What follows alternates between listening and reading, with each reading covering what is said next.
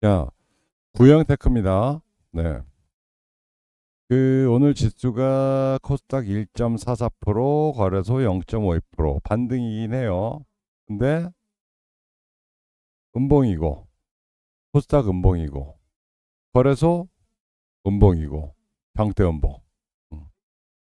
이제 뭐 지수는 이제 바닥 찍기 전에는 여기서 이제 뭐 더 빠질지 아니면 여기가 바닥일지 좀 확인해 봐야겠습니다만은 바닥을 확인하기 직전 첫 반등은 이제 음봉의 형태를 많이 줘요.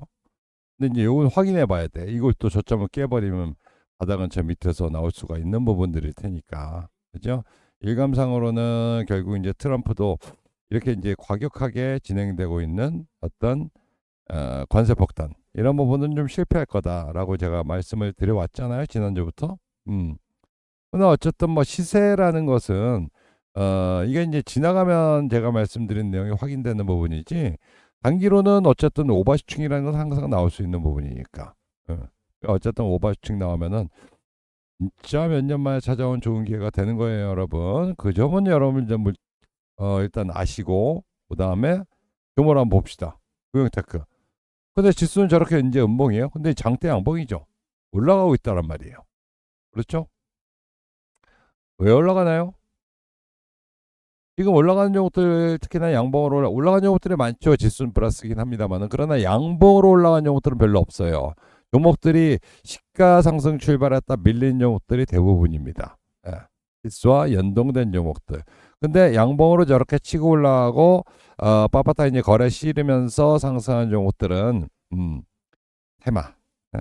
요즘에 이제 대선 전국에 들어가다 보니까 이런 테마들이 지금 특세하고 있는 그런 양상입니다. 예. 근데 이제 키 차트상을 보면은 많이 강하지 않아요. 예, 그다지 강하다고 볼 수는 없어. 강하다고 볼 수는 없습니다만은 어쨌든 이미 그동안에 찍어들었던 종목들은 이미 다 폭주를 한 그런 상태이기 때문에 여러분들이 포인트를 잡을 때 일반인들은 그 딱 그 자리에서 그날 매수해서 딱 뭐 찍어 드려야 그 다음에 수익이 나야 뭐 먹을 수가 있지. 만약에 장대 양봉 나온 놈 여기서 잡아라 그러면은 뭐 못 기다린다고 그런 경우가 많이 있어요.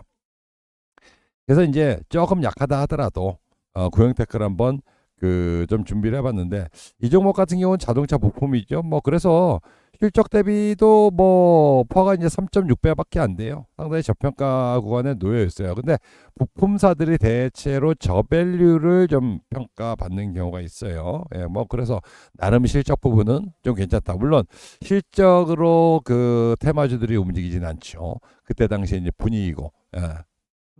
그리고 관련주들이 뜰 때 같이 떴다가 관련들이 주들이 조정받으면 같이 사그라드는 그런 흐름을 보이는 거기 때문에 이건 실적을 볼 필요는 없겠다. 그럼 뭐 때문에 올라가느냐? 대선 테마라고 얘기하는 것 같은데 그럼 뭐가 있는데? 라고 이제 물으신다면 자, 영천상공회의소라고 있어요.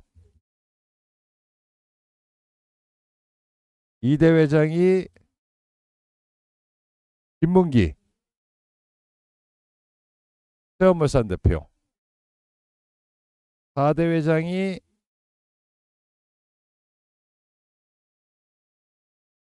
진양공업 대표, 5대회장이 네, 구형테크 대표입니다. 이렇게. 그래서 이제 김문수 테마로 엮여 있다. 예. 그래서 실질적으로 가장 밀접한 세원물산 지금 상한가죠. 볼까요? 세원물산 상한가. 그 다음에 진양공업은 상장이 안 됐으니까 진양산업, 진양 뭐 화학, 진양화학도 급등. 예. 진양 뭐 홀딩 요거는 그건 반등이네요. 그죠? 이래 가고 있어. 그죠?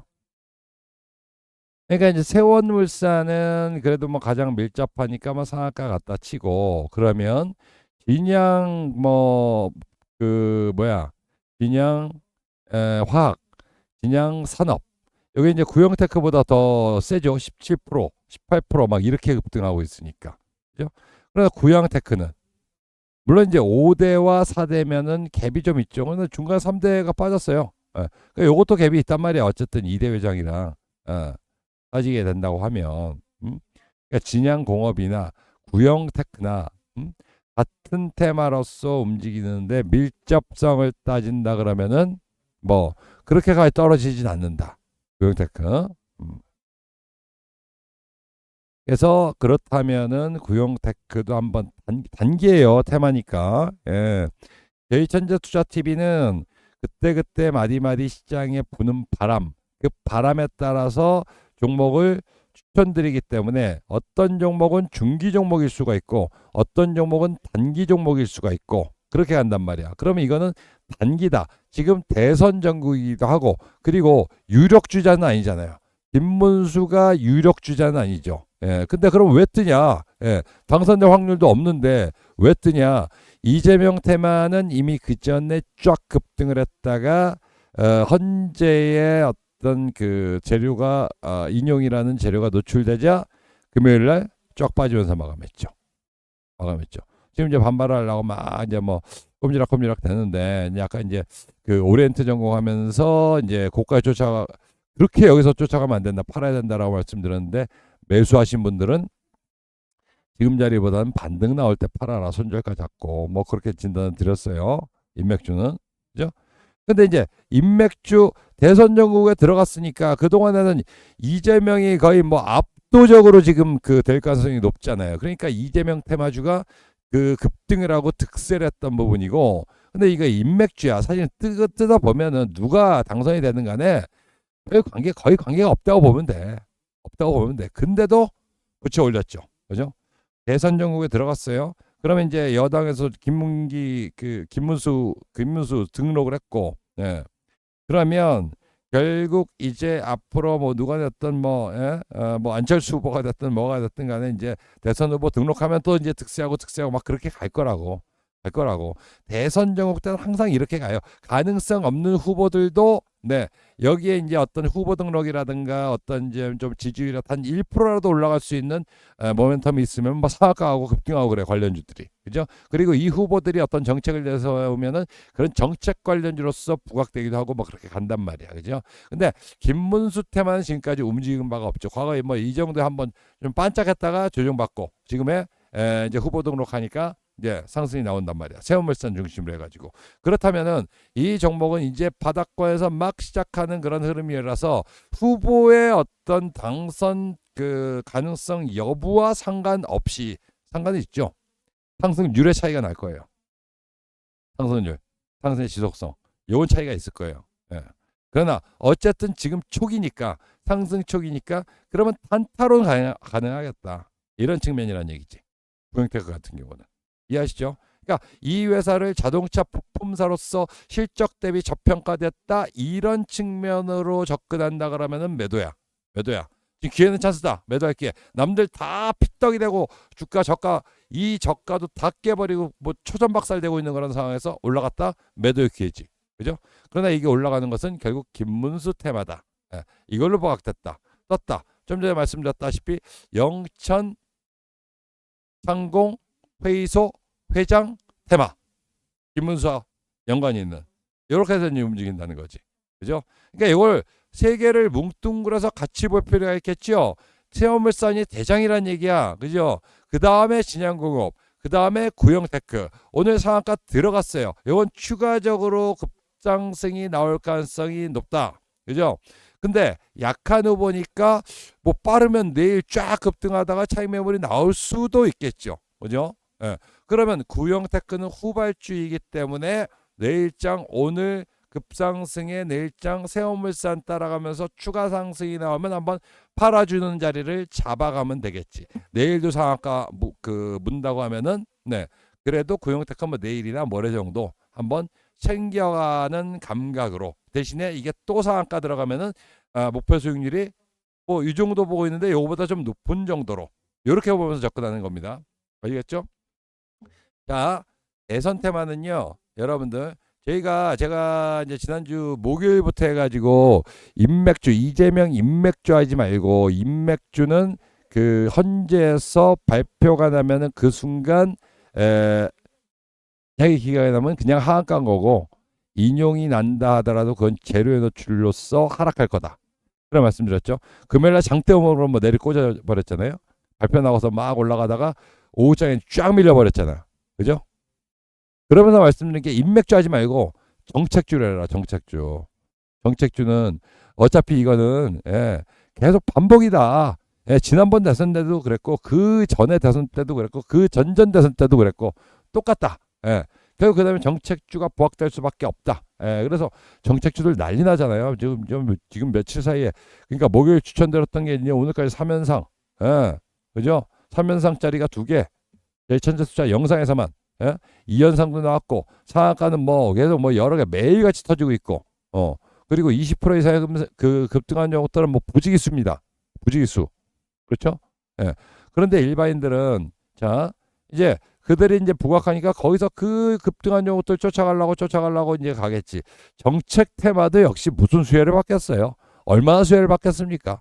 그렇죠? 그러니까 너무 급등하면은 거기서 리스크가 확 올라간다는 얘기지. 그죠? 굳이 리스크가 올라간 상태에서 쫓아가지 말라는 얘기야. 정책 테마. 이때 솔직히 말해서 전부 다 모든 종목, 대부분 종목들 별 수혜받을 거 없어. 대선 전국 지나면은 다 연기처럼 사라져버릴 수가 있어. 이 시세가. 그러나 이 구간에서는 역시 주가는 기대감으로 움직이는 거기 때문에 여기서는 움직일 수가 있다라는 거지. 근데 여기서 여러분들이 눈치 빠르게 여우처럼 순환매만 빠르게 싹 돌아간다 하더라도 어마어마한 수익을 낼 수가 있습니다. 그죠? 그 중간에서 구형테크는 잠깐 급등한 종목들 다들 너무 터졌으니까 또 새로운 종목들, 새로 더 강력한 종목들이 나오기 전까지 단기 매매해라. 1박 2일 또는 2박 3일. 이렇게 말씀드린 겁니다. 이해가시죠? 네, 여기까지 정리 끝. 자, 그러면 여러분들, 자, 정시 테마, 구형테크 단기라 했죠. 어쨌든 대선 전국은 뭐 2달이에요. 60일. 그죠? 근데 이제 후반부로 갈수록 종목들의 탄력은 떨어지고 급락 나온 종목도 생기게 될 겁니다. 그러니까 한 달 정도로 끝나는 게 좋아. 한 달 안에, 30일 안에. 그죠? 길면 한 달 반. 그러면 그 구간에서 계속 새로운 종목 나오고 또 기존의 대장주가 조정받다가 다시 올라오고 이런 흐름들이 반복이 될 거라고. 그러면 그 중에서 여러분들이 매매할 때 하더라도 가장 탄력적인 종목, 가장 수익을 많이 낼 종목, 이런 종목들 잡아내는 게 좋겠죠. 그런 종목들을 제가 천재투자TV에서 잡아줄 것인데, 그게 이제 오르고 앱을 통해서 오르고라고 저희 천재투자TV에서 그 독자적으로 개발한 주식 전용 채팅 앱입니다. 이 채팅 앱을 여러분들